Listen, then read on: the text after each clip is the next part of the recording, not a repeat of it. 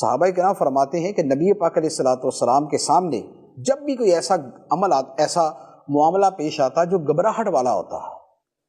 جو گھبراہٹ پیدا کرنے والا ہوتا، تو نبی پاک علیہ الصلوۃ والسلام فوراً نماز کی طرف متوجہ ہو جاتے ہیں، کیونکہ نماز اللہ کا ذکر ہے، خدا سے مناجات ہے، اور نماز سے نبی پاک علیہ الصلوۃ والسلام کو چین ملتا تھا۔ اور خود سرکار دو عالم صلی اللہ تعالیٰ علیہ وآلہ وسلم نے ارشاد فرمایا، قرۃ عینی فی الصلاۃ، میری آنکھوں کی ٹھنڈک نماز میں ہے۔ تو یہ کیا ہے؟ یہ محبت ہے کہ جس کی وجہ سے ذکر الہی دل کے چین کا سبب بن جاتا ہے، اور بلکہ احادیث طیبہ میں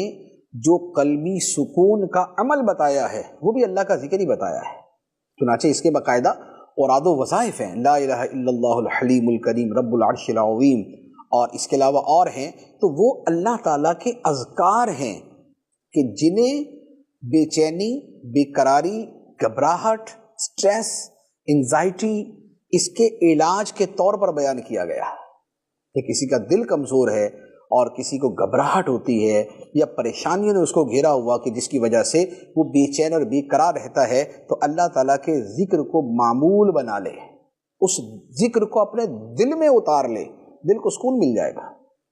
دل کو چین مل جائے گا۔